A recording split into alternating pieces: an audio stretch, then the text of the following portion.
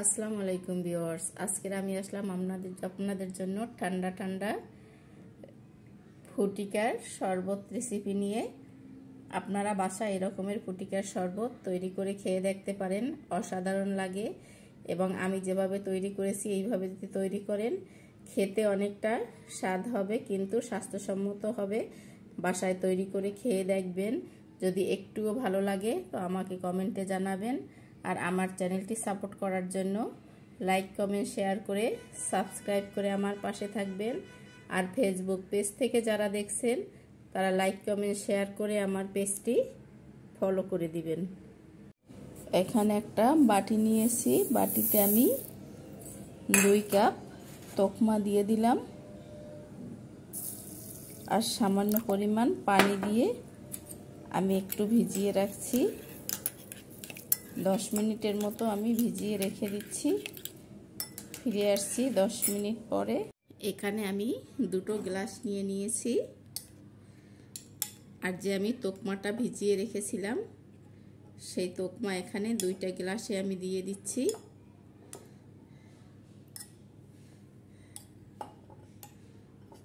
তোকমা কিন্তু খাওয়ার স্বাস্থ্যের জন্য অনেক ভালো।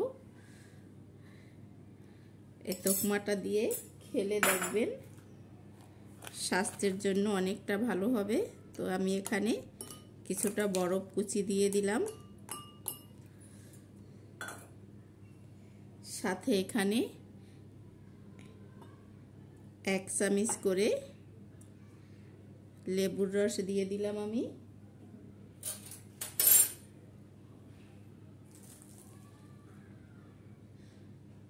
এখানে ইসবগুলের ভুসি দিয়ে দিচ্ছি আমি 1 চামচ।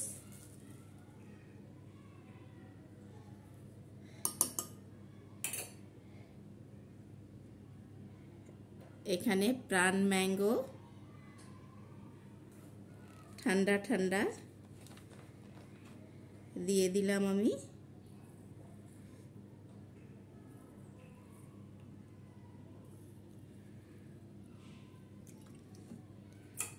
একটু মিক্স করে নিচ্ছি আমি,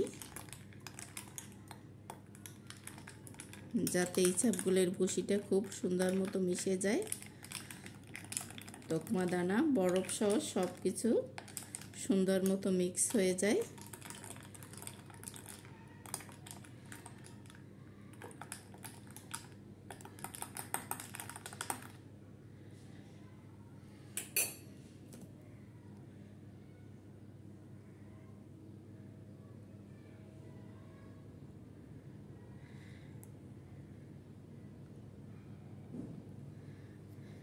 এই যে দেখেন হয়ে গেল আমার ঠান্ডা ঠান্ডা ম্যাঙ্গো জুস। এইভাবে আপনারাও বাসায় তৈরি করে দেখতে পারেন, খেতে কিন্তু অসাধারণ লাগে আর স্বাস্থ্যসম্মত বটে।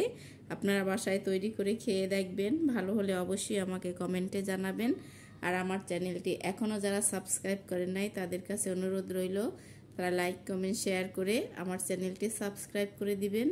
আর ফেসবুক পেজ থেকে যারা দেখছেন তারা লাইক কমেন্ট শেয়ার করে আমার পেজটি ফলো করে দিবেন।